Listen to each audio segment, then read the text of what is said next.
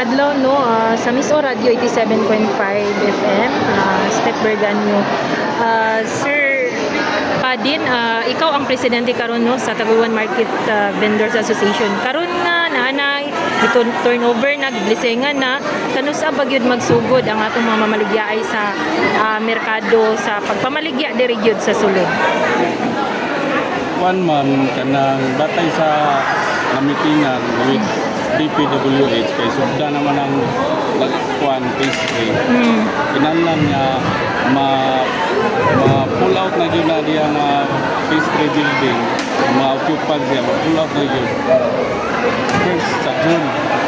So by next week ma'am magsugod na yung gisugod sa mga Diha ta sa distribution, unsa may mga proseso sa distribution na ka-mention kanina si Mayor Nadia nga ipa-raffle. So unsa man niya kabintaha so sa atong mga vendor sir? ang pamaagi nga pag-raffle na mao gyud the best para walay mahay. Lagi. Ang kinimanggod ang pag baloy na diri pag-transfer na diri temporary ra gyapon siya kay dili ni siya ingon na kanang maingon ka nga komportable gid sila tungod kay naay pwesto nga gamay ra na makuha nila mahimo kay tungod sa para masulod yun ang mugawas. So daghan man ang ipagawas sa pastry nga project. So ang kanang nasa gawas kina na makabulit gid sa sulod. So mabitaw na istorya na kanang sa mga mamaligyahay na sa mag kanang kuan sila mapiki sa pistuhay. So sa tanan na temporary sa unya ra gyud makakuha ta sa plaster ini human na gini siya phase 4 phase 3. Kaning merkado nun murag diri ang sagol ma ay ang ubos mga kanang singalan na kanang kuan ni siya ma'am kaning nga building is para na siya meet of section kaning sa ubos ang sa taas apil wala pa na siya ma'am. Wala pa. So dili pa i-occupy. Wala pa na dili pa na kay sa status sa Taguluan. Magnam naay mga mamaligyaay kan prison nga mamaligyaay. Dili gid makayag mo bitang sa taas.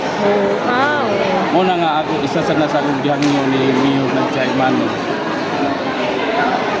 Walay mabutang sa taas sa mga para patas ang kahalin walay dinig walay ya di paminaw man ko sa atong niyo una nga nagpasali sila kung naisgutan ganina nga siguro maabot ang time na ang mga vendors na gimusaka kay nagtang silang mga pakulo sa taas.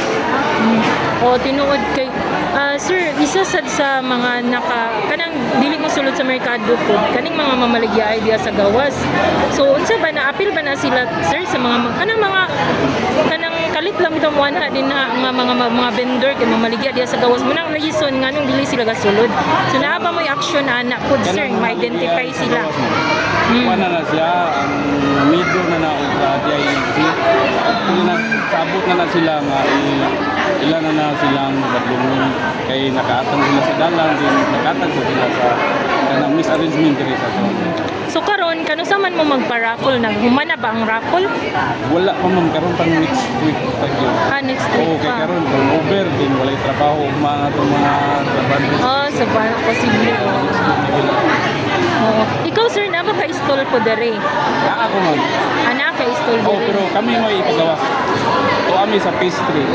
Sa pastry mo. Okay, so kana ipagawas mo magkulit ang mga daan nga na replace atong na display sa atong pagtukod ani. So sige sir, minsahin na lang nimo no sa kanang mga sakop nimo sa market vendors kay daghan man day kay mo diri 300 ka pin. Para bitaw nga dili wa mo madungog pud ng mga daghan istorya ba. Ako lang ipaabot sa atong mga kauban nga mamaligyaay nga sama sa giingon na nako sa inyo ang mutabang kita para madali ang proyekto. Una nga naagi risgo nato nga masagubang dili na maayo ang atong dili na ta convenient sa to ang mga pwesto tungod kay kanang gidaginot gi-maximize gid ang pwesto. So kanang atong ibutang sa una-una nga kanis tanan temporary lang. Hindi ko humana ni tanan nga project from phase 1 to phase 4 mabalik ta sa convenient na to nga operation. So alalay lang. Daghang salamat. Okay. Sir, naaday ko yung nakulangan, no? Kanang mensahe ni mo, sir, kang personal, kang Deputy Speaker Bambi Emmanuel, kay kanino, kana ang merkado, ugaw kaayo na itong niaki, dili ikadinay, pero natagaan mo o Juan. nabugaway nga merkado.